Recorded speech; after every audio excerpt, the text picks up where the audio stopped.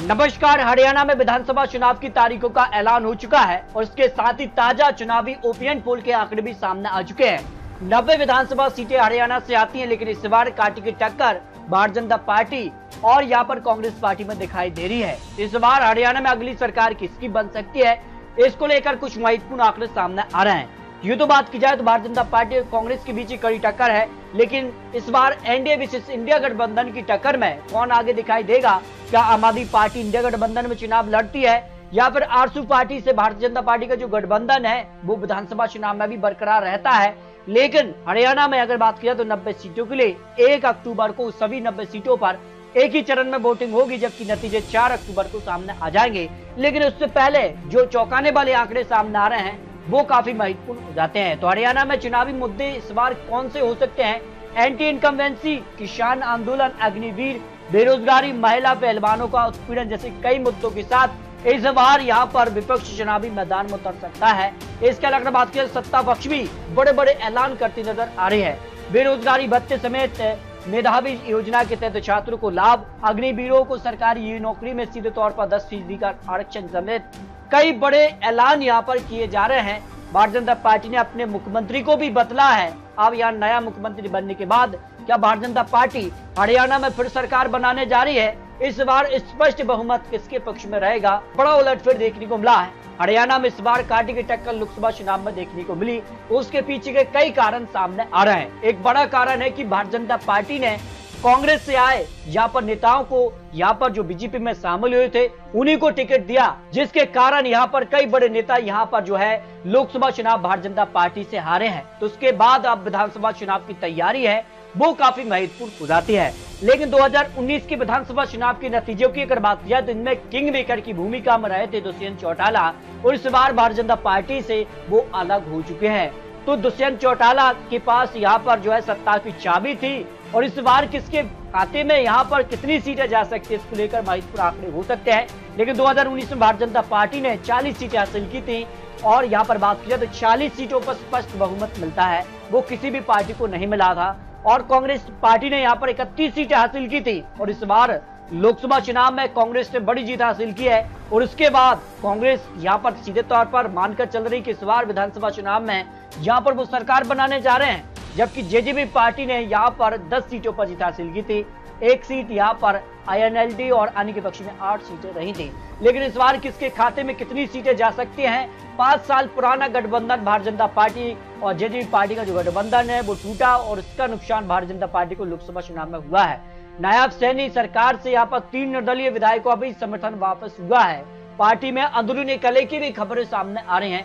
तो हरियाणा चुनाव भारतीय जनता पार्टी के लिए एक बड़ा चुनाव की तरह देखा जा रहा है, क्योंकि लोकसभा चुनाव में यहाँ 5 सीटों पर भारतीय जनता पार्टी तो 5 सीटों पर कांग्रेस को जीत मिली है, यानी कड़ी टक्कर यहाँ लोकसभा चुनाव में देखने को मिली है। इस बार क्या कुछ आंकड़े बन सकते हैं? लोकसभा चुनाव के तर्ज के आधार पर कांग्रेस और भारतीय जनता पार्टी में यहाँ कड़ी टक्कर देखने को मिली है। और यहाँ लोकसभा चुनाव दौरान किन विधानसभा सीटों पर किसका पलड़ा भारी रहा था? अगर बात की जाए तो उस दौरान 40 विधानसभा सीटों पर आम आदमी पार्टी कांग्रेस का जो गठबंधन था वो यहाँ पर बढ़त बनाने में कामयाब था, जबकि भारतीय जनता पार्टी के लिए 44 विधानसभा सीटों पर ही लोकसभा चुनाव दौरान बढ़त देखने को मिली है। लेकिन इस बार काफी हलचल है और भारतीय जनता पार्टी अपनी पूरी रणनीति के साथ इस बार चुनावी मैदान में है, और यहाँ पर अपने प्रभारी और सह प्रभारियों को भी यहाँ पर घोषित किए हैं। इसके अलावा कई बड़े नेताओं को यहाँ पर हरियाणा विधानसभा चुनाव की जिम्मेदारी दी गई है। तो उसके बाद किसके खाते में कितनी सीटें जा सकती हैं, इसको लेकर ओपिनियन पोल के आंकड़े भी सामने आ रहे हैं। तो रोहतक की 4 में से 4 पर कांग्रेस का पलड़ा भारी हो सकता है, जो आंकड़े यहाँ पर निकलकर सामने आ रहे हैं। झज्जर की 4 में से 4 पर ही कांग्रेस का पलड़ा यहाँ पर भी भारी नजर आ रहा है। भारतीय जनता पार्टी को 1 से 2 सीट का अनुमान दिखाई दे रहा है। महेंद्रगढ़ की 4 में से 3 पर भारतीय जनता पार्टी, तो कांग्रेस का 1 सीट पर पलड़ा भारी हो सकता है, जो महत्वपूर्ण आंकड़े सामने आ रहे हैं। रेवाड़ी की 3 में से 3 पर ही भारतीय जनता पार्टी का पलड़ा भारी हो सकता है। कांग्रेस आने के पक्ष में यहाँ पर 0 सीट की संभावना दिखाई दे रही है। गुड़गांव की 4 में से 3 पर भारतीय जनता पार्टी, तो 1 सीट पर कांग्रेस और अन्य के पक्ष में 0 सीट की संभावना हो सकती है, जो हरियाणा को लेकर लेटेस्ट आंकड़े निकलकर सामने आ रहे हैं। नूह की 3 सीटों में से 1 सीट पर भारतीय जनता पार्टी, 2 सीटों पर कांग्रेस का पलड़ा भारी नजर आ रहा है। अन्य के पक्ष में यहाँ 0 सीट की संभावना दिखाई दे रही है। अब तक 25 सीटों के अनुमान में हरियाणा में कौन आगे दिखाई दे रहा है? एनडीए को 10 से 15 सीट, तो इंडिया गठबंधन 15 से 20 सीट, अन्य के पक्ष में 2 से 5 सीटों का अनुमान यहाँ पर दिखाई दे रहा है। फरीदाबाद की 6 में से 3 पर भारतीय जनता पार्टी, तो 3 सीट पर ही कांग्रेस के बीच आमने सामने की टक्कर देखने को मिल सकती है, जो हरियाणा को लेकर महत्वपूर्ण विश्लेषण सामने आ रहा है। जबकि पंचकुला की 2 सीटों में से दोनों पर कांग्रेस का कब्जा हो सकता है, भारतीय जनता पार्टी और अन्य के पक्ष में 0 सीट की संभावना यहाँ पर दिखाई दे रही है। अंबाला की 4 में से 2 सीट पर भारतीय जनता पार्टी, तो 2 सीट पर कांग्रेस को यहाँ पर जीत का अनुमान सामने आ रहा है। जबकि यमुनानगर की 4 में भी कड़ी टक्कर देखने को मिल सकती है, 2 सीट पर भारतीय जनता पार्टी, 2 सीट पर ही कांग्रेस के बीच आमने सामने की टक्कर देखने को मिल सकती है। जबकि कुरुक्षेत्र की 4 में से 2 सीट पर भारतीय जनता पार्टी, और यहाँ पर भी कांग्रेस के बीच कड़ी टक्कर देखने को मिल सकती है, अन्य के पक्ष में यहाँ पर 0 सीट की संभावना लगाई जा रही है। कैथल की 4 में से भी बीजेपी को 2 सीटें, 2 सीट पर ही कांग्रेस के बीच आमने सामने की टक्कर देखने को मिल सकती है। अब तक हरियाणा की 49 सीटों के अनुमान में एनडीए को 21 से 25 सीट, तो इंडिया गठबंधन 25 से 30 सीट का अनुमान सामने आ रहा है, आने के पक्ष में 2 से 7 सीट का अनुमान सामने आ रहा है। क्योंकि जेजेपी पार्टी और अगर बात करें अन्य आईएनएलडी और अन्य निर्दलीय चुनावी मैदान में हो गए, जो काफी मजबूती से यहाँ पर वोटर्स को साधने का प्रयास करते नजर आ सकते हैं। जबकि करनाल की 5 में से 3 पर भारतीय जनता पार्टी और 2 सीट पर कांग्रेस को जीत की संभावना हो सकती है। आपको बता दें कि करनाल लोकसभा सीट से यहाँ पर पूर्व मुख्यमंत्री मनोहर लाल खट्टर ने एक बड़ी जीत हासिल की है, उसका फायदा विधानसभा चुनाव में भारतीय जनता पार्टी को मिलता नजर आ रहा है।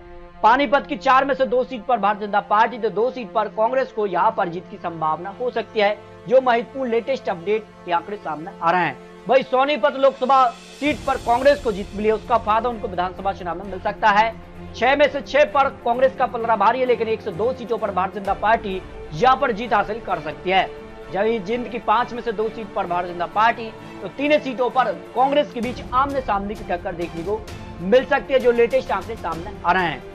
फरीदाबाद की 3 में से 3 सीटों पर कांग्रेस का पलड़ा भारी हो सकता है, जो आंकड़े हरियाणा को लेकर सामने आ रहे हैं। सिरसा की 5 सीटों में से 5 सीटों पर कांग्रेस का पलड़ा यहाँ पर भी भारी हो सकता है, क्योंकि सिरसा लोकसभा सीट पर कांग्रेस ने जीत हासिल किया है, उसका फायदा उनको विधानसभा चुनाव में देखने को मिल सकता है। लेकिन 1 से 2 सीट पर भारतीय जनता पार्टी यहाँ पर भारी नजर आ रही है, आने के पक्ष में 0 सीट की संभावना यहाँ पर हो सकती है। जबकि हिसार से 7 विधानसभा सीटें आती हैं। आपको बता दें कि हिसार लोकसभा सीट पर भारतीय जनता पार्टी को बड़ा झटका रहा, जबकि कांग्रेस ने यहाँ पर लोकसभा सीट पर जीत हासिल किया है, उसका फायदा विधानसभा चुनाव में भी देखने को मिल सकता है। लेकिन 2 सीटों पर भारतीय जनता पार्टी भी यहाँ पर कड़ी टक्कर दे सकती है, जो अनुमान सामने आ रहे हैं। भिवानी की 4 में से 2 सीट पर भारतीय जनता पार्टी, 2 सीटों पर कांग्रेस के बीच कड़ी टक्कर देखने को मिल सकती है। लेकिन यहाँ सीधे तौर पर भारतीय जनता पार्टी को लोकसभा सीट पर जीत मिली है, और उसका फायदा विधानसभा चुनाव में 4 सीटों पर भारतीय जनता पार्टी का कब्जा हो सकता है। चरखी दादरी की 2 सीटों में से दोनों सीटों पर कांग्रेस का कब्जा हो सकता है। इस तरह से हरियाणा को लेकर 90 विधानसभा सीटों पर जो आंकड़े हैं, जो अनुमान सामने आ रहे हैं, उस आधार पर अगर बात की जाए तो एनडीए को यहाँ पर 30 से 40 सीट का अनुमान सामने आ रहा है। वही इंडिया गठबंधन 50 से 60 सीट और अन्य के पक्ष में यहाँ पर 5 से 10 सीटों का अनुमान हो सकता है, जिस कार के आंकड़े सामने आ रहे हैं। लेकिन इस बार बात की जाए तो इंडिया गठबंधन और एनडीए गठबंधन में किस कार का यहाँ पर जो है गठबंधन बनता है, किन मुद्दों के साथ चुनावी मैदान में बड़े बड़े दिग्गज नेता उतरते हैं, उसके बाद हरियाणा का चुनावी गणित जो है वो बदल सकता है।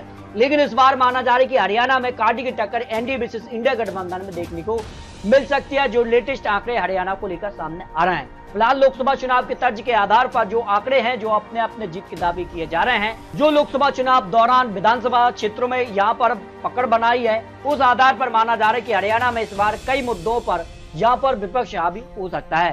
फिलहाल आपको क्या लगता है, हरियाणा को लेकर अपने रख सकते हैं, हरियाणा में अगली सरकार किसकी बन सकती है, इसको लेकर अपने रख सकते हैं। और लेटेस्ट और महत्वपूर्ण विश्लेषण के साथ फिर मिलते हैं, तब तक के लिए जय हिंद, जय भारत।